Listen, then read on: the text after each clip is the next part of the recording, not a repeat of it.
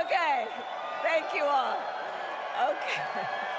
Thank you, thank you, thank you, thank you, thank you. Thank you, thank you, please, thank you, please, thank you so very much. Thank you, everyone. Thank you, everyone. Thank you. Okay, let's get to business. Let's get to business. All right. So let me start by thanking my most incredible husband, Doug, for being an incredible partner to me, an incredible father to Cole and Ella, and happy anniversary, Dougie. I love you so very much. To our President Joe Biden,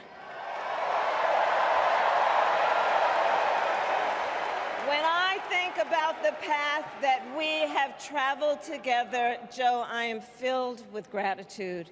Your record is extraordinary, as history will show, and your character is inspiring. And Doug and I love you and Jill and are forever thankful to you both.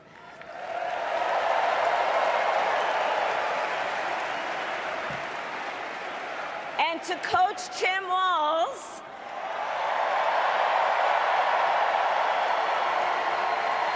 you are going to be an incredible vice president. And to the delegates and everyone who has put your faith in our campaign, your support is humbling. So, America, the path that led me here in recent weeks was no doubt unexpected. But I'm no stranger to unlikely journeys. So, my mother, our mother, Kamala Harris, had one of her own. And I miss her every day, and especially right now. And I know she's looking down smiling. I know that. So my mother was 19 when she crossed the world alone, traveling from India to California with an unshakable dream to be the scientist who would cure breast cancer. When she finished school, she was supposed to return home to a traditional arranged marriage. But as fate would have it, she met my father, Donald Harris, a student from Jamaica. They fell in love and got married, and that act of self-determination made my sister Maya and me. Growing up, we moved a lot. I will always remember that big Mayflower truck packed with all our belongings, ready to go to Illinois, to Wisconsin, and wherever our parents' jobs took us. My early memories of our parents together are very joyful ones. A home filled with laughter and music, Aretha, Coltrane, and Miles. At the park, my mother would say, "Stay close." But my father would say, as he smiled, "Run, Kamala, run. Don't be afraid. Don't let anything stop you."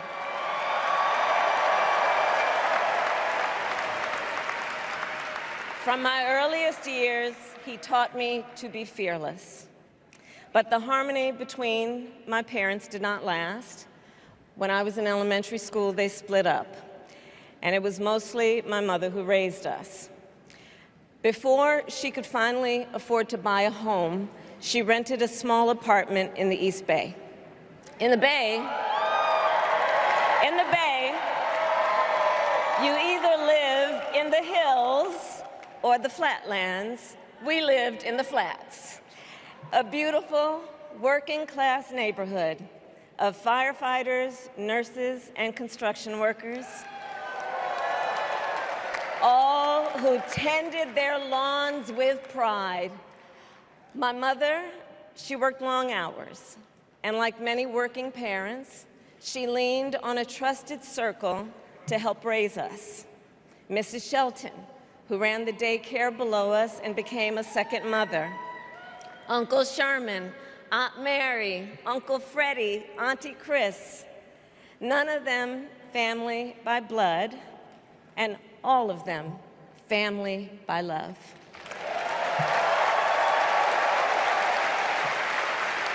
Family who taught us how to make gumbo, how to play chess, and sometimes even let us win. Family who loved us, believed in us, and told us we could be anything and do anything. They instilled in us the values they personified: community, faith, and the importance of treating others as you would want to be treated, with kindness, respect, and compassion. My mother was a brilliant, 5-foot-tall, brown woman with an accent. And as the eldest child, I saw how the world would sometimes treat her. But my mother never lost her cool. She was tough, courageous, a trailblazer in the fight for women's health, and she taught Maya and me a lesson that Michelle mentioned the other night. She taught us to never complain about injustice, but do something about it. Do something about it. That was my mother. And she taught us, and she also taught us, and never do anything half-assed. And that is a direct quote. A direct quote. I grew up immersed in the ideals of the civil rights movement. My parents had met at a civil rights gathering, and they made sure that we learned about civil rights leaders, including the lawyers like Thurgood Marshall and Constance Baker Motley, those who battled in the courtroom to make real the promise of America. So at a young age, I decided I wanted to do that work. I wanted to be a lawyer. And when it came time to choose the type of law I would pursue, I reflected on a pivotal moment in my life. You see, when I was in high school, I started to notice something about my best friend, Wanda. She was sad at school, and there were times she didn't want to go home. So one day I asked if everything was all right, and she confided in me that she was being sexually abused by her stepfather. And I immediately told her she had to come stay with us, and she did. This is one of the reasons I became a prosecutor, to protect people like Wanda, because I believe everyone has a right to safety, to dignity, and to justice.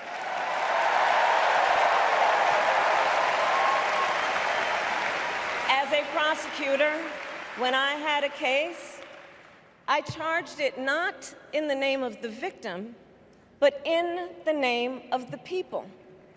For a simple reason.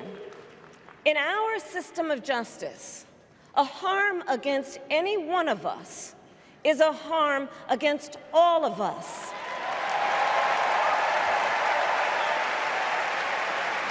And I would often explain this to console survivors of crime, to remind them no one should be made to fight alone. We are all in this together. And every day, in the courtroom, I stood proudly before a judge, and I said 5 words: Kamala Harris for the people.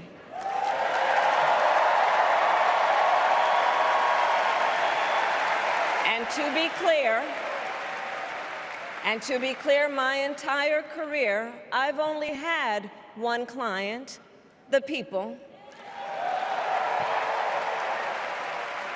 And so, on behalf of the people, on behalf of every American, regardless of party, race, gender, or the language your grandmother speaks, on behalf of my mother and everyone who has ever set out on their own unlikely journey, on behalf of Americans like the people I grew up with, people who work hard, chase their dreams, and look out for one another, on behalf of everyone whose story could only be written in the greatest nation on earth, I accept your nomination to be President of the United States of America.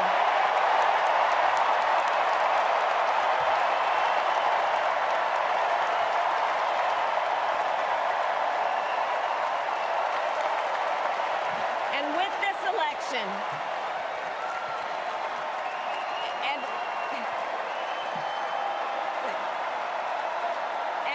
this election, our nation with this election has a precious, fleeting opportunity to move past the bitterness, cynicism, and divisive battles of the past, a chance to chart a new way forward. Not as members of any one party or faction, but as Americans. And let me say, I know there are people of various political views watching tonight, and I want you to know, I promise to be a president for all Americans. You can always trust me to put country above party and self, to hold sacred America's fundamental principles, from the rule of law to free and fair elections to the peaceful transfer of power.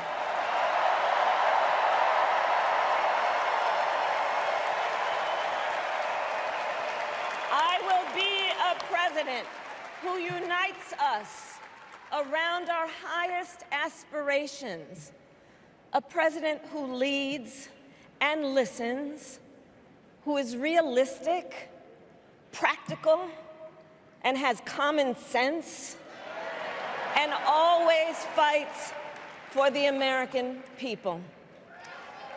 From the courthouse to the White House, that has been my life's work.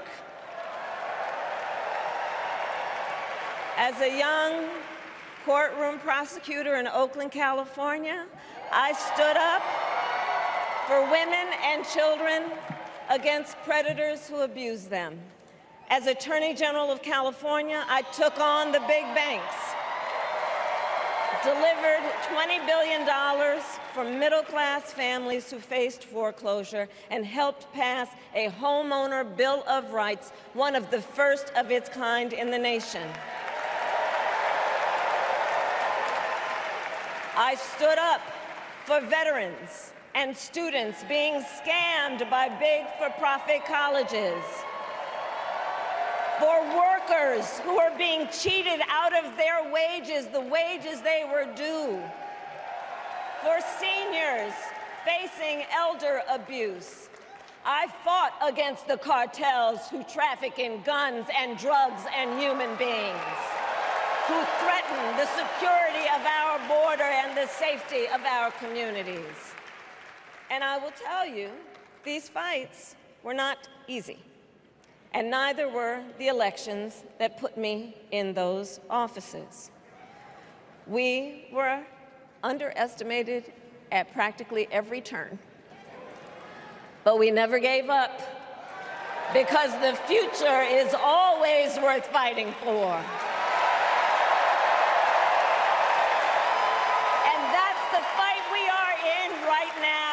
A fight for America's future.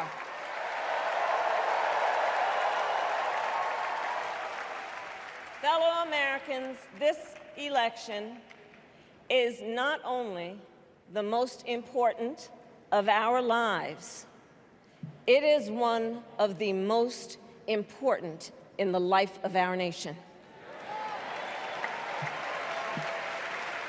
In many ways, Donald Trump is an unserious man. But the consequences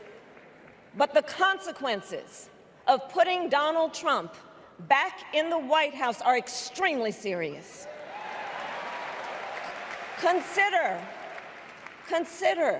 not only the chaos and calamity when he was in office, but also the gravity of what has happened since he lost the last election. Donald Trump tried to throw away your votes. When he failed, he sent an armed mob to the United States Capitol, where they assaulted law enforcement officers. When politicians in his own party begged him to call off the mob and send help, he did the opposite. He fanned the flames. And now, for an entirely different set of crimes, he was found guilty of fraud by a jury of everyday Americans and separately found liable for committing sexual abuse. And consider what he intends to do if we give him power again. Consider his explicit intent to set free violent extremists who assaulted those law enforcement officers at the Capitol.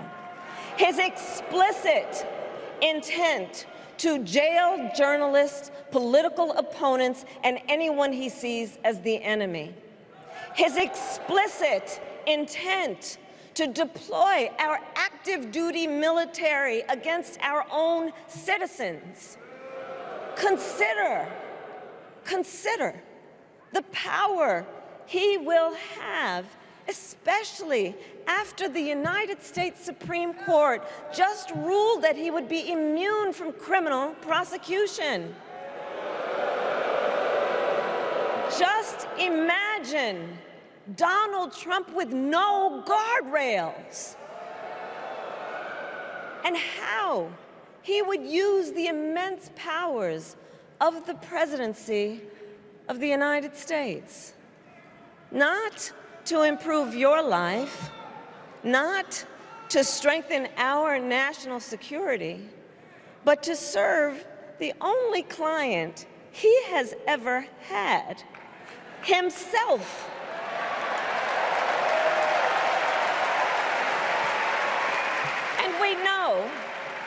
And we know what a second Trump term would look like. It's all laid out in Project 2025, written by his closest advisors, and its sum total is to pull our country back to the past. But America, we are not going back. We are not going back. We are not going back. We are not going back to when Donald Trump tried to cut Social Security and Medicare.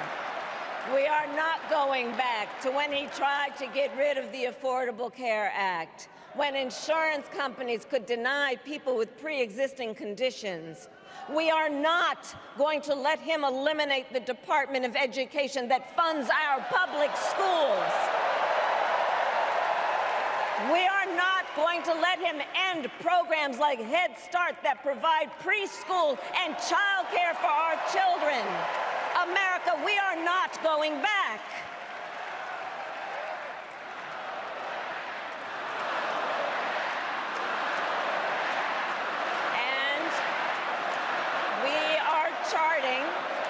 And we are charting a new way forward.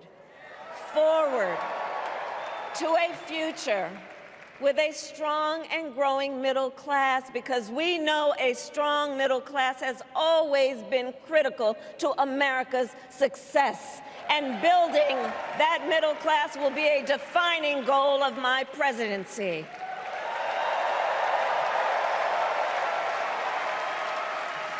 And I'll tell you, this is personal for me. The middle class is where I come from. My mother kept a strict budget. We lived within our means, yet we wanted for little. And she expected us to make the most of the opportunities that were available to us and to be grateful for them. Because, as she taught us, opportunity is not available to everyone. That's why we will create what I call an opportunity economy where everyone has the chance to compete and a chance to succeed. Whether you live in a rural area, small town, or big city. And as president, I will bring together labor and workers and small business owners and entrepreneurs and American companies to create jobs, to grow our economy, and to lower the cost of everyday needs like health care and housing and groceries. We will provide access to capital for small business owners and entrepreneurs and founders. And we will end America's housing shortage and protect Social Security and Medicare. Now compare that to Donald Trump, because I think everyone here knows he doesn't actually fight for the middle class. He doesn't actually fight for the middle class. Instead, he fights for himself and his billionaire friends. And he will give them another round of tax breaks that will add up to $5 trillion to the national debt. And all the while, he intends to enact what in effect is a national sales tax, call it a Trump tax, that would raise prices on middle-class families by almost $4,000 a year. Well, instead of a Trump tax hike, we will pass a middle-class tax cut that will benefit more than 100 million Americans.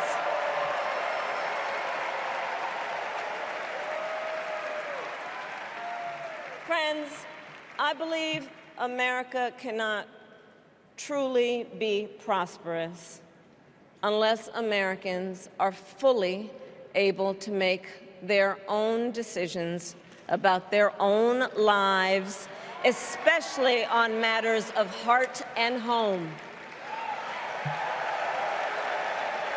But tonight, in America, too many women are not able to make those decisions. And let's be clear about how we got here. Donald Trump handpicked members of the United States Supreme Court to take away reproductive freedom. And now he brags about it. In his words, quote, "I did it and I'm proud to have done it," end quote. Well, I'll tell you, over the past 2 years, I've traveled across our country, and women have told me their stories. Husbands and fathers have shared theirs. Stories of women miscarrying in a parking lot, developing sepsis, losing the ability to ever again have children, all because doctors are afraid they may go to jail for caring for their patients. Couples just trying to grow their family, cut off in the middle of IVF treatments. Children who have survived sexual assault, potentially being forced to carry a pregnancy to term. This is what's happening in our country because of Donald Trump. And understand, he is not done. As a part of his agenda, he and his allies would limit access to birth control, ban medication abortion, and enact a nationwide abortion ban with or without Congress. And get this, he plans to create a national anti-abortion coordinator and force states to report on women's miscarriages and abortions. Simply put, they are out of their minds.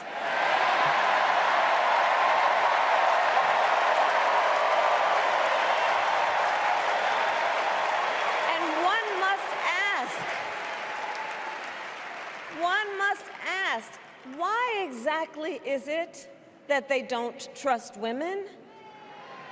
Well, we trust women. We trust women. And when Congress passes a bill to restore reproductive freedom, as President of the United States, I will proudly sign it into law.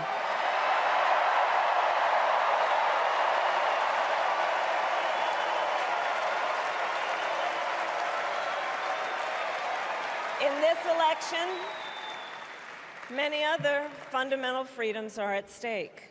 The freedom to live safe from gun violence in our schools, communities, and places of worship. The freedom to love who you love openly and with pride. The freedom to breathe clean air and drink clean water and live free from the pollution that fuels the climate crisis. And the freedom that unlocks all the others, the freedom to vote. With this election, we finally have the opportunity to pass the John Lewis Voting Rights Act and the Freedom to Vote Act.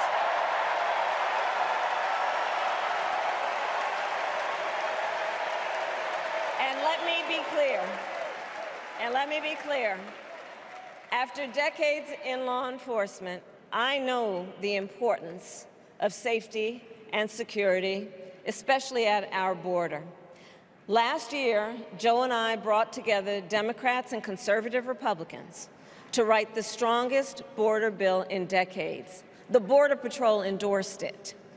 But Donald Trump believes a border deal would hurt his campaign. So he ordered his allies in Congress to kill the deal. Well, I refuse to play politics with our security. And here is my pledge to you. As president, I will bring back the bipartisan border security bill that he killed, and I will sign it into law. I know we can live up to our proud heritage as a nation of immigrants and reform our broken immigration system. We can create an earned pathway to citizenship and secure our border.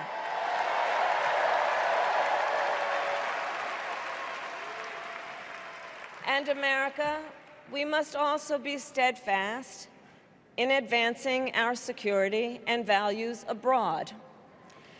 As Vice President, I have confronted threats to our security, negotiated with foreign leaders, strengthened our alliances, and engaged with our brave troops overseas.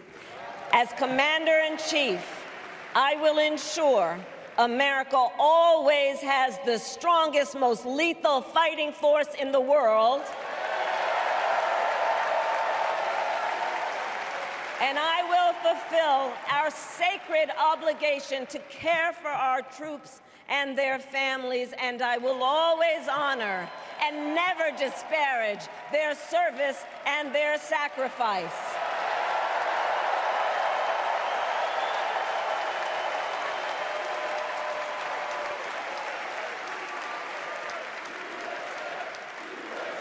I will make sure that we lead the world into the future on space and artificial intelligence, that America, not China, wins the competition for the 21st century, and that we strengthen, not abdicate, our global leadership. Trump, on the other hand, threatened to abandon NATO. He encouraged Putin to invade our allies, said Russia could, quote, do whatever the hell they want. 5 days before Russia attacked Ukraine, I met with President Zelensky to warn him about Russia's plan to invade. I helped mobilize a global response, over 50 countries, to defend against Putin's aggression. And as President President, I will stand strong with Ukraine and our NATO allies.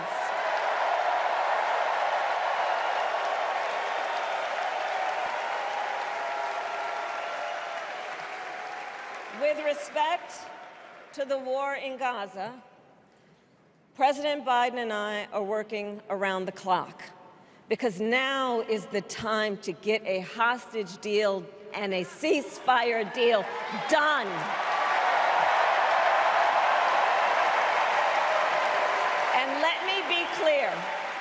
And let me be clear, I will always stand up for Israel's right to defend itself, and I will always ensure Israel has the ability to defend itself, because the people of Israel must never again face the horror that a terrorist organization called Hamas caused on October 7, including unspeakable sexual violence and the massacre of young people at a music festival. At the same time, what has happened in Gaza over the past 10 months is devastating. So many innocent lives lost. Desperate, hungry people fleeing for safety over and over again. The scale of suffering is heartbreaking. President Biden and I are working to end this war such that Israel is secure, the hostages are released, the suffering in Gaza ends, and the Palestinian people can realize their right to dignity, security, freedom, and self-determination.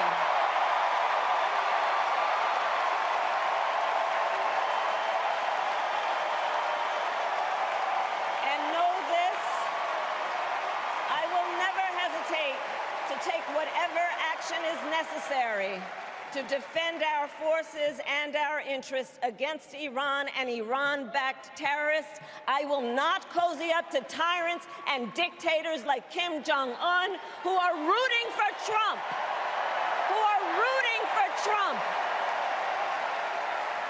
Because, you know, they know he is easy to manipulate with flattery and favors. They know Trump won't hold autocrats accountable because he wants to be an autocrat himself.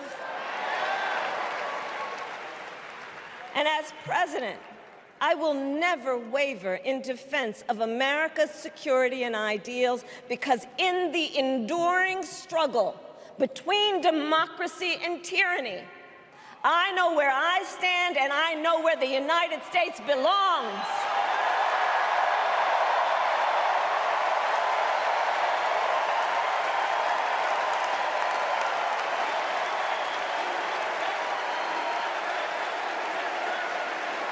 So fellow Americans, I love our country with all my heart. Everywhere I go, in everyone I meet, I see a nation that is ready to move forward, ready for the next step in the incredible journey that is America. I see an America where we hold fast to the fearless belief that built our nation and inspired the world, that here, in this country, anything is possible, that nothing is out of reach. An America where we care for one another, look out for one another, and recognize that we have so much more in common than what separates us. That none of us has to fail for all of us to succeed. And that in unity there is strength. You know, our opponents in this race are out there every day denigrating America, talking about how terrible everything is. Well, my mother had another lesson she used to teach. Never let anyone tell you who you are. You show them who you are. America,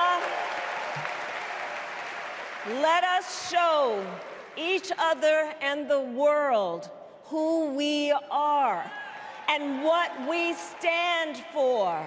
Freedom, opportunity, compassion, dignity, fairness, and endless possibilities.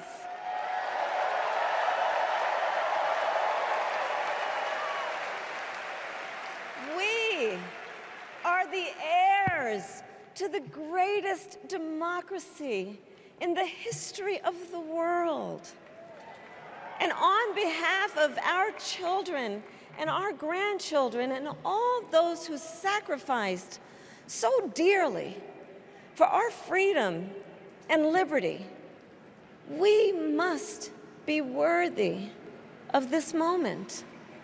It is now our turn to do what generations before us have done, guided by optimism and faith, to fight for this country we love, to fight for the ideals we cherish, and to uphold the awesome responsibility that comes with the greatest privilege on earth, the privilege and pride of being an American.